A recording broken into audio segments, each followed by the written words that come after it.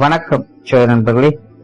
2025 ஆடி மாத கிரக அமைப்புகளின்படி தனுசு ராசிக்கான பலன்கள்.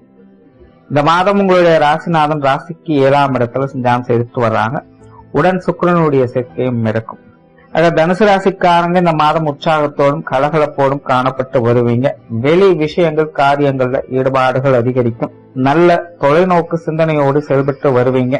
உங்களுடைய நட்பு உறவுகளை மேம்படுத்திக் கொள்வீங்க.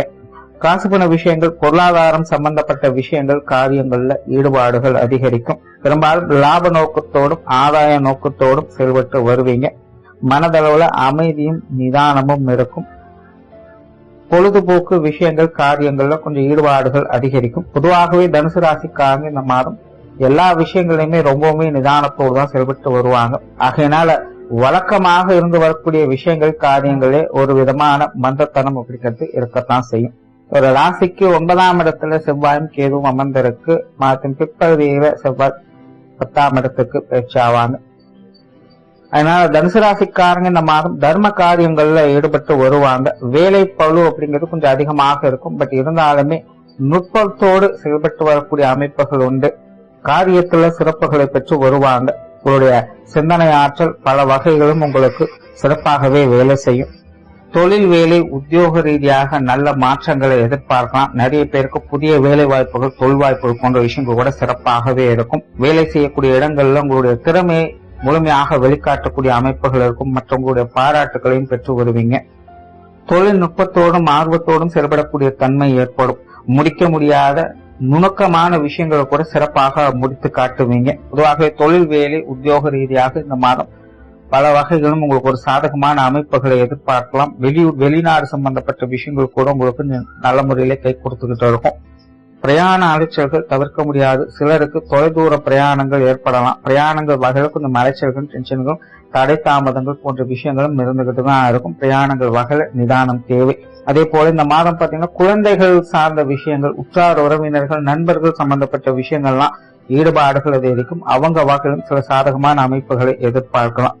அவங்க வகையில வரக்கூடிய விஷயங்கள், காரியங்கள் வகையிலும் முன்னேற்றம் தரக்கூடிய அமைப்புகள் இருக்கும். அதே போல ஆன்மீக விஷயங்கள் ஈடுபாடுகளுக்கும், ஆன்மீக காரியங்கள்ல ஈடுபடுவதற்கான வாய்ப்புகள் இருக்கு. ஆலய வழிபாடுகள், தெய்வ வழிபாடுகள், குலதெய்வ வழிபாடுகள் போன்ற விஷயங்கள்லாம் மேற்கொள்வதற்கு வாய்ப்புகள் இருக்கு. போல இந்த ஆன்மீக ரீதியான பிரயாணங்களை மேற்கொள்வதற்கு இந்த மாதம் வாய்ப்புகள் இருக்கு. ஒரு ராசிக்கு 4ஆம் இடத்துல வக்ரம் பெற்ற சனியும், அஷ்டமஸ்தானத்துல சூரியனும், வக்ரம் பெற்ற புதனும் அமர்ந்திருக்கிற தனுசு ராசிக்காரங்களுக்கு சின்ன சின்ன அலைச்சலையும் டென்ஷனையும் ஏற்படுத்திக்கிட்டு இருக்கும். எல்லாருமே ஆரம்பத்துல சொன்ன மாதிரி கொஞ்சம் ரொம்பவுமே நிதானத்தோடு தான் போகும். எதுலையுமே அவசரம் படவே முடியாது. எடுத்தோம் கூத்தோடு செயல்படவும் முடியாது. பிளானிங் அண்ட் எக்ஸிகியூஷன் எல்லாம் கரெக்டா தான் போய்கிட்டு இருக்கும்.